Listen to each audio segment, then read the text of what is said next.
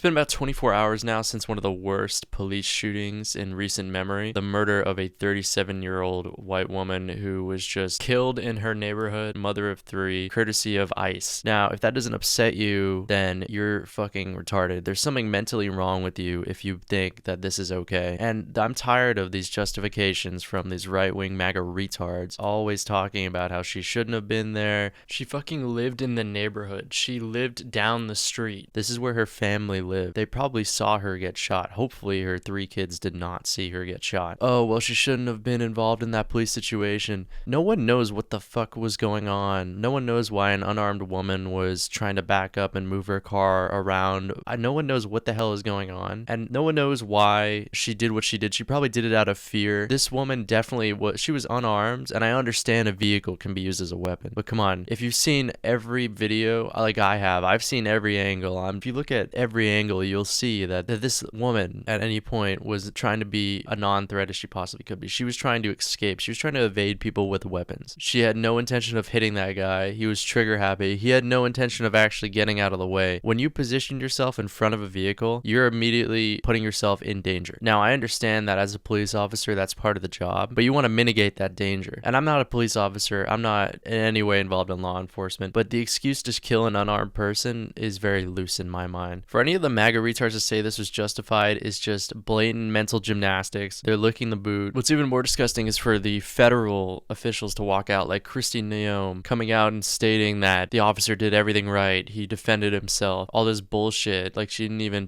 witness the video. For her as a woman to advocate for the murder of a middle-class woman and say that that was okay is beyond insane. The official ICE narrative of standing by the officer's actions no matter what, without even a shred of doubt that this could have been anything but a justified action, is insane. They're 100% behind this guy, and I get it, the whole black the blue thing, but at some point you got to understand that officers can commit crimes as well. Okay, the governor of Minnesota, Tim Walz, as you know, who ran a campaign with Kamala Harris, has come out and stated that, you know, obviously he disapproves of ICE and everything that just went down. No surprise, good for him. Along with that, the mayor of Minneapolis has stated similar, calling for ICE to get the fuck out of there. But what's shocking to me is how he doesn't actually stand on business here. Like, come on, man, you know your citizens are being murdered. At what point do you stop cooperating with this federal agency? You know your state doesn't actually have to work with the federal government, right? That's the great part about the United States is they're individual territories. They don't need to cooperate with the feds unless, you know, the federal government wants to really, really ramp things up on them. Wouldn't be surprised if the Trump regime did that. And by that, I mean like the Insurrection Act and federalizing the National Guard. What's shocking to me, and this is something that you can do as a state, is you can just outright deny to cooperate with federal officials. Texas did this. Everyone forgets that Texas did this way back